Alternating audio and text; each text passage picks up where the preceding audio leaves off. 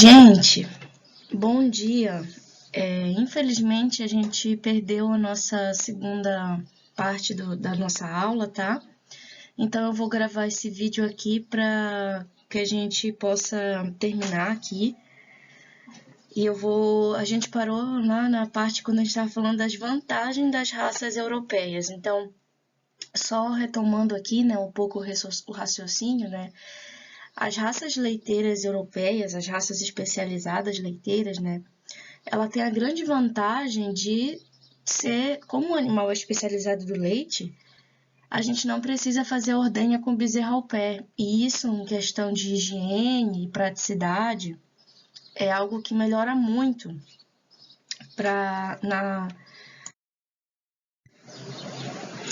Mas em compensação, né, a gente tem algumas desvantagens. Então, por exemplo, as raças leiteiras, elas não são tolerantes ao calor. Então, justamente devido à sua origem, né, as linhagens europeias, né, então esses animais são acostumados a um clima de frio, um clima temperado. Então, eles têm uma menor adaptação ao clima tropical. Por isso, eles são mais sujeitos ao estresse térmico, né, embora assim a maior parte do gado leiteiro que é de origem europeia, né, assim, as raças holandês e Jersey, elas estão situadas, né, na parte que faz frio no Brasil, né, principalmente aqui na parte do estado do Paraná, Santa Catarina, Rio Grande do Sul. Porém, a gente sabe que esses animais, eles conseguem atingir ali uma boa produção, né, mas o grande desafio é porque também tanto a região sul, embora ela faça o frio, né, ela também sofre de período de calor, então no verão. E quem já viu um animal, assim, uma vaca holandesa, por exemplo, no verãozão de janeiro, aí sabe que os animais sofrem muito com estresse térmico. Eles, inclusive, começam a ficar bem ofegantes, né? Perdendo bastante saliva, e essa perda de saliva, inclusive, ela pode até levar um animal a ter uma acidose, porque lembrando que a saliva, uma das funções da saliva, né, é fornecer os íons bicarbonatos, né, para o rumen e assim manter o pH estável. Daí, como o animal no verãozão ele começa a liberar muito, a soltar aquelas poças de baba, né, liberando aquela saliva, ele pode sim entrar em acidose devido a isso. Então, outra coisa que acontece muito no verão, né, é um animal que ele para de comer, porque quanto mais o organismo do animal ele interpreta assim, quanto mais comida ele colocar para dentro, maior vai ser a produção de calor devido à digestão, né? Então ele prefere reduzir o consumo. E isso, outra coisa, quanto mais leite, né, a vaca produz, ela também precisa se alimentar mais. Então, o leite, a produção de leite, ela é uma consequência do que o animal comeu, né? E como que ele utilizou esses nutrientes para produzir o leite. Então, se você cai o consumo, consequentemente a produção de leite também vai cair.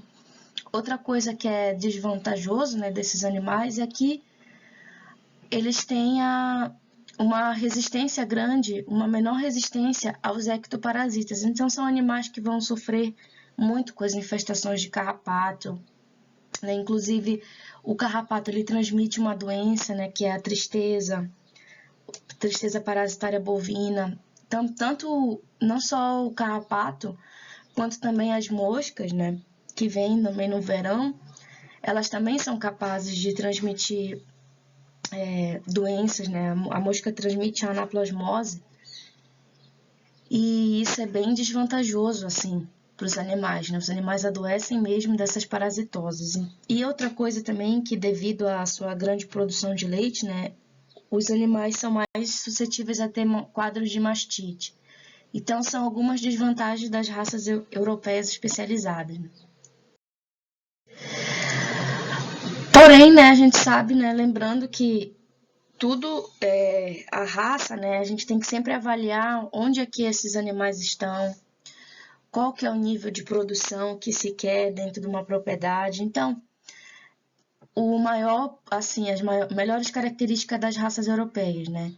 têm um maior potencial de produção de leite, porém elas são mais exigentes nutricionalmente. Então, assim, ela vai te produzir mais leite, mas desde que você ofereça, né, o ambiente favorável para isso. E para você atender essas exigências, né, você acaba que vai ter que fazer um manejo diferenciado. Então, essas raças elas vão demandar um maior investimento, né? E um maior custo. Então, consequentemente, você vai ter um maior custo de produção aí para estar produzindo esses animais. Já quando a gente pensa assim, nas raças zebuínas, né?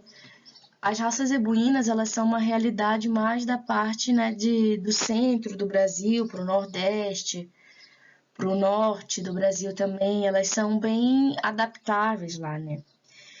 E assim, sim, elas produzem leite, acreditem, né? Eu sei que para cá, para quem é do sul, não vai acreditar que, meu Deus, como é que vai tirar leite, né, de uma vaca gina? Mas assim, dentro é aquilo que a gente tem que pensar, né? Cada região tem os seus desafios. Então, por exemplo, quando a gente vai para a região do Brasil que é mais quente, né? O centro do Brasil, a gente tem para lá, assim, para Goiânia, né? Para Brasília, a gente tem também, e o Nordeste, a gente tem um período de seca muito grande, né?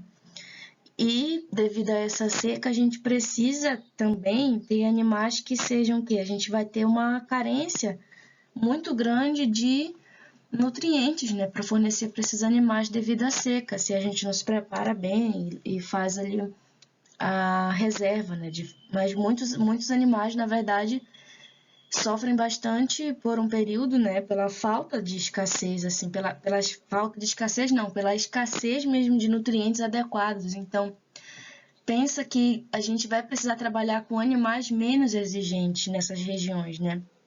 Então, para algumas realidades, então, dentro do nosso país, né, o Gir, sim, é uma raça que vale a pena, né? Claro que ele não vai ter o potencial de leite de uma vaca Jersey, né, de uma vaca holandesa, mas dentro da raça Gir em si, né, existe uma linhagem que é do Gir leiteiro, né, que são os animais que foram sendo selecionados como animais mais produtores de leite. Então, com isso se consegue aí, por exemplo, uma vaca que tem uma média de 12 litros por dia. Inclusive tem animais que chegam de Gir, né, que chegam a mais que isso. A gente está falando aqui da média, né? Isso é uma média boa para uma vaca zebuína, né? E a característica, né, é que o Uber da Gir é um pouco baixo, né? Então, assim, o sistema se a gente for pensar num sistema de ordenha mecânica que se adapte a essa raça, ele precisa ser diferenciado dos outros animais. E o teto também dele, gente, a vaca Gir tem um teto grosso, né? Então, a teteira também tem que ser diferente. E a gente tem essa realidade que alguns animais, eles podem chegar a produzir 4.000 litros de leite por lactação, né? Que também é um número interessante, assim. 4.000 litros de leite por lactação não é pouco para uma Gir, tá? Também tem uma outra linhagem, né, que é dentro do Gir, dentro do Guzerá, existe também a linhagem do Guzerá leiteiro, tá? Ele tem um menor potencial comparado com o Gir, mas é uma raça também que é rústica, né? E se adapta bem ao calor, então a média de leite fica ali entre 6,8 litros por dia, uma duração de lactação um pouco menor, 260 dias, né? E o grande potencial, né, do Guzerá leiteiro, né? Também tanto o Gir, né?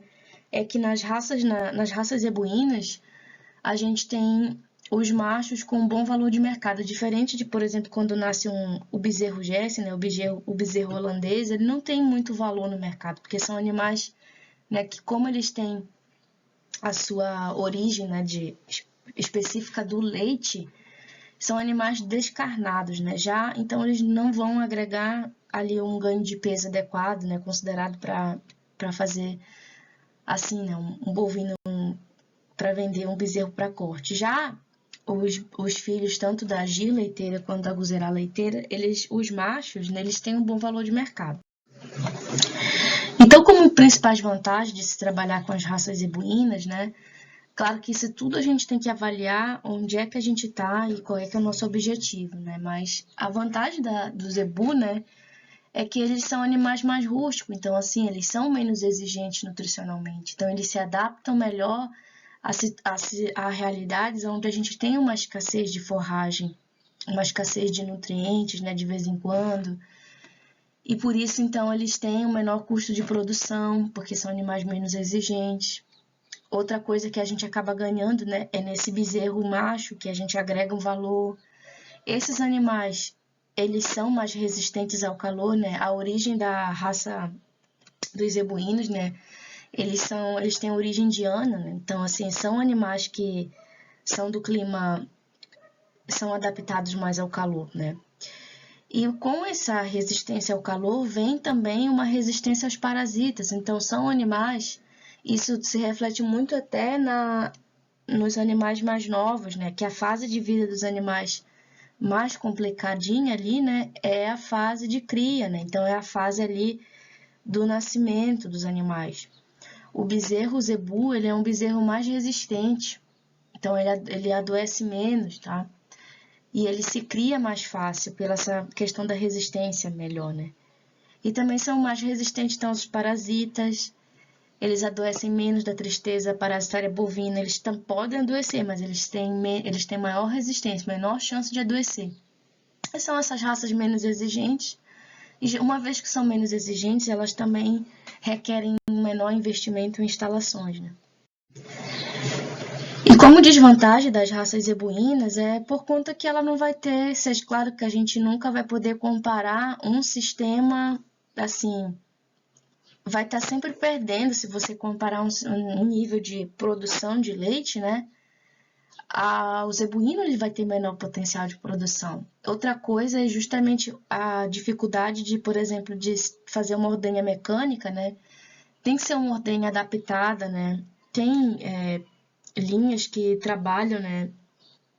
Empresas que vão trabalhar com ordenhas especializadas para essas vacas, porque pela diferença, né, de ser que tem que ser uma ordenha mais baixa, tem que ser uma ordenhadeira mais baixa, tem que ser uma teteira ali que acopla, né, naquele tamanho de teto da vaca zebu. E a outra coisa que a gente tem de dificuldade, né, é que vai ser uma ordenha, os animais zebus, eles escondem o leite se não aparece o bezerro, então não é possível fazer uma ordenha com vaca G sem o bezerro ao pé e com vaca também guzerá.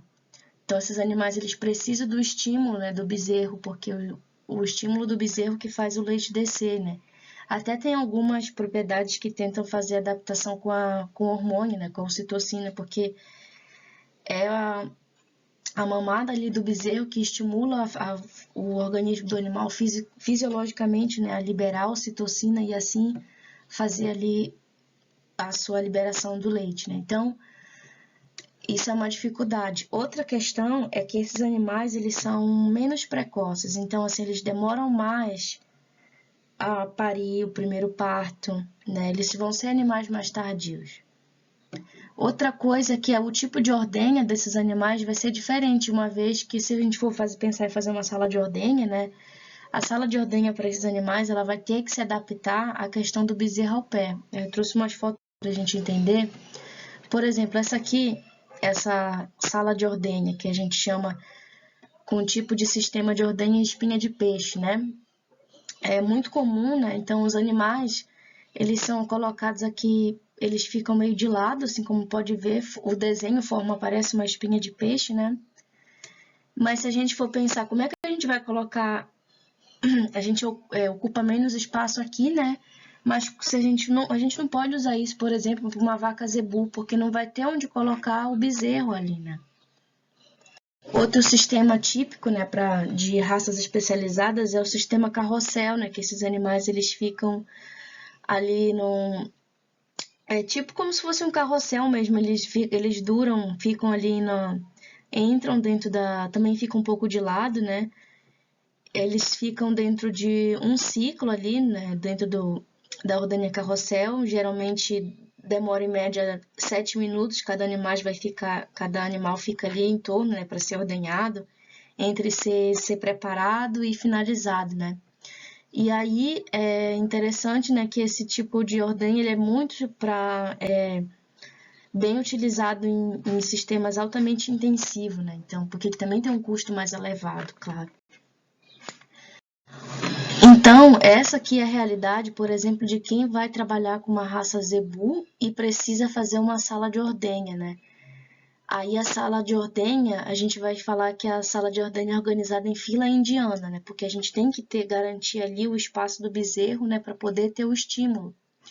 Que claro, né, essa aqui é o grande desafio assim de se produzir leite, né, com a ordenha, com os animais zebus, né? Porque esse fato de ter o bezerro ao pé, isso atrapalha demais, assim, né? Isso dificulta, né, a ordenha, porque tanto em nível de higiene, né, vai ser mais fezes que vai ter ali para limpar, vai ser mais trabalhoso também, vai demorar mais tempo para se fazer, né, a ordenha esse manejo aqui com os bezerros. Então, é um ponto, né, mas é a realidade. Então, assim, essa é a realidade de grande parte do Brasil, é que a gente tem a ordenha com bezerro ao pé, porque ele não consegue trabalhar na maior parte do Brasil com ordenhas especializadas. Mas aí tem uma alternativa, né, para se pensar em melhorar, né, assim, como a gente pensa assim, a vaca holandesa, né, as raças europeias têm várias vantagens, né, tipo de ser boas em produções e não precisa do bezerro ao pé. E em compensação, né, as raças zebuínas, elas têm as suas vantagens que são o quê? Adaptação ao calor, são mais rústicas, né? E aí o cara, assim, começou a pensar bem para trás, né? Bem antigamente, já pensou como é que seria se a gente, então, fizesse um animal que a gente conseguisse absorver o melhor de cada raça, tipo, explorar o melhor potencial de cada um? Então, foi isso aí, essa ideia que se deu, né, para fazer os cruzamentos, né? Então, no cruzamento é uma alternativa de você ter um rápido melhoramento genético, em que você tem que utilizar pelo menos uma raça pura, né? Porque a gente sabe que nos zebuínos, né, muitos animais são mestiços mesmo. Então, a gente tem uma mistura muito grande racial na parte zebuína, né? Então, a gente tem que ter um animal puro. E quando a gente mistura dois animais, um de raça pura e um outro que pode ser mestiço, a gente tem um grande grau de heterose. E o que é isso, né? O nosso objetivo, o que é essa heterose? Heterose é quando a gente pega e consegue o máximo de potencial de ambas as raças, né? Mais para frente, quando a gente vê os exemplos, vai ficar mais fácil de entender. Mas quando a gente mistura essas duas raças, a primeira geração, ela já vai ter bastante benefício. Por quê?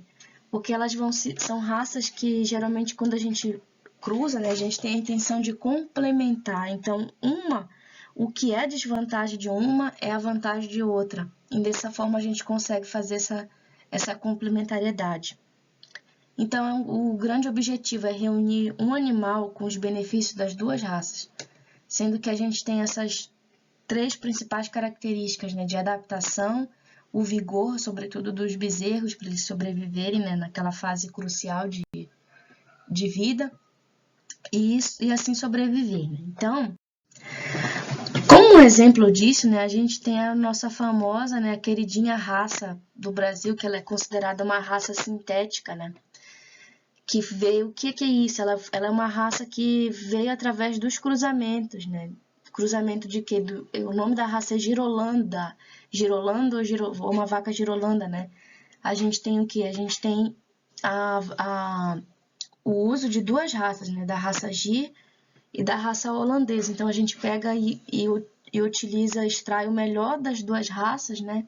E consegue esse animal que reúne ambas as vantagens das raças, né? Então, assim, é o nosso mestiço leiteiro brasileiro, né? Ele tem um grande potencial mesmo, assim, dependendo do sistema, assim, principalmente para um sistema que quer produzir bastante leite, mas quer manter rusticidade, quer manter um certo vigor e, por exemplo, ainda quer ganhar em em relação a agregar um valor no macho também, né? Esse sistema é muito interessante utilizar essa raça. Então, ela tem alta rusticidade, produção de leite também tem um bom teor de sólidos e a gente consegue uma persistência de lactação um pouco mais prolongada comparado só quando vai utilizar uma vaca G, né? E com isso, essa vaca, né, essa girolando, né, ela consegue, assim, aí a gente vem falando da heterose, né? A heterose, ela é essa... Quando a gente pensa em heterose, nesse conceito de heterose, a gente quer o quê? Animais que vão produzir mais que as médias dos pais, né? E a gente vai ter um maior grau de heterose na primeira geração, quando a gente fala em cruzamento, né? E quanto mais diferente a raça que a gente utilizar, maior vai ser o grau de heterose, mais distante. Então, quando a gente pega assim uma vaca, quando a gente insemina uma vaca G com um touro holandês, o filho dessa vaca, né, ele vai ter ali o máximo de características do... Porque pensa, metade vai ser do pai, metade vai ser da mãe, né? Então, essa filha dessa vaca Gia, que foi inseminada com holandês, né, ela vai ser meio sangue, então ela vai ter muita característica interessante do holandês, né? E para se formar, né, a raça girolando, né, existem várias maneiras, várias estratégias, assim, de você ir colocando essa raça, né? A raça, por característica, né, a raça sintético girolanda, ela é considerada o 5/8 holandês e 3/8 G, né? Mas aí tem várias maneiras de você obter esse animal, né? Por exemplo, a gente pode fazer o seguinte, a gente pode inseminar do lado aqui direito, a gente tem as vacas, né? E do lado esquerdo os animais, os touros.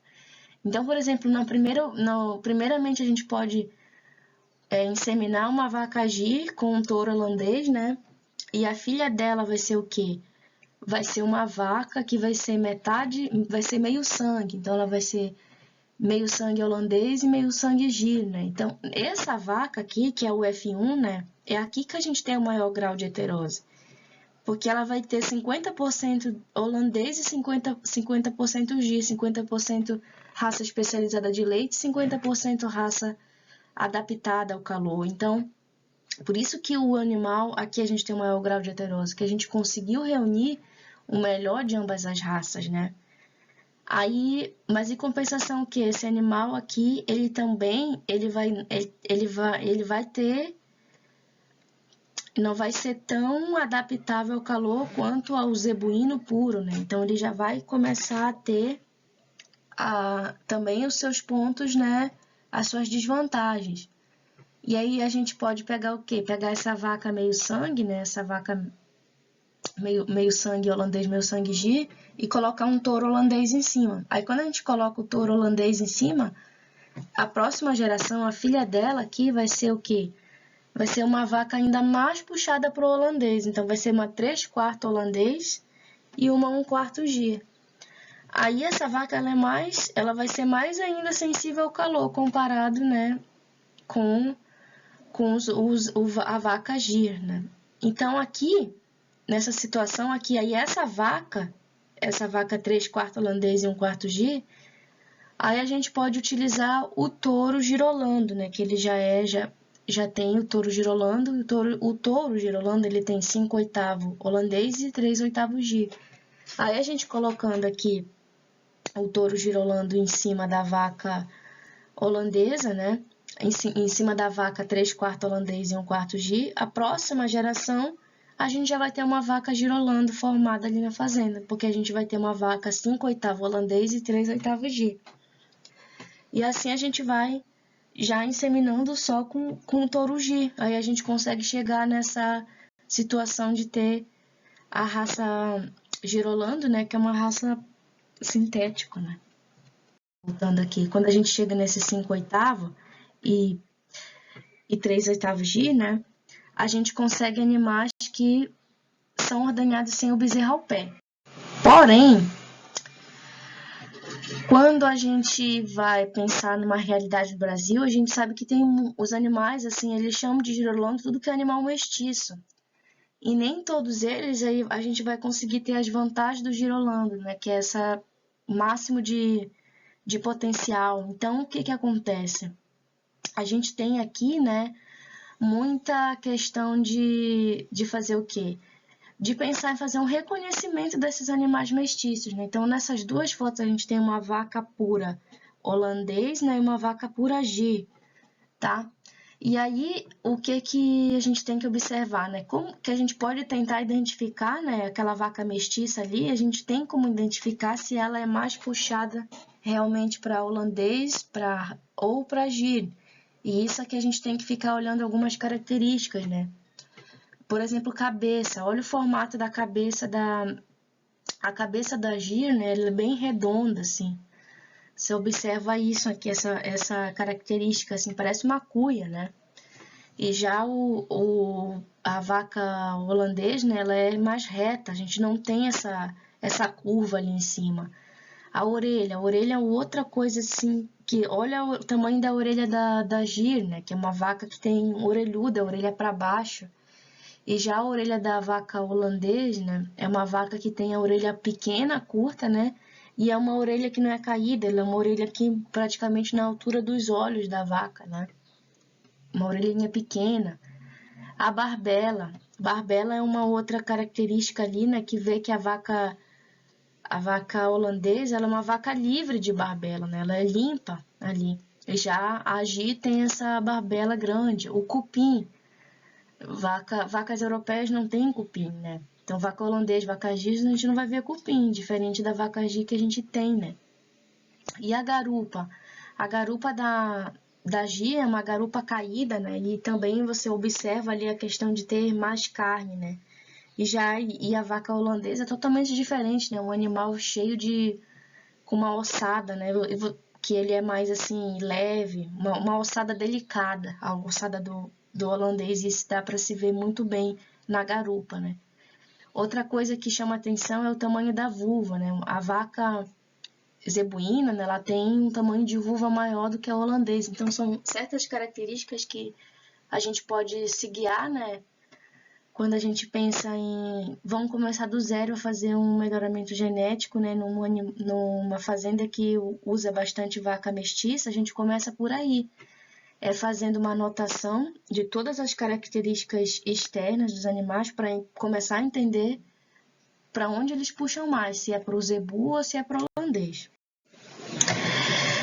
Mas tem um detalhe, não é só, né? Isso a gente falou do girolando, que é um cruzamento muito típico do Brasil, né? Que inclusive formou uma raça sintética, né? Mas existe aí uma tendência, né, de se fazer um cruzamento entre duas raças europeias também, né? Que é utilizando a raça holandês e Jersey. Então a gente chama isso de cruzamento alternado, ou que a gente vai ter origem aí ao Jersey holando, né?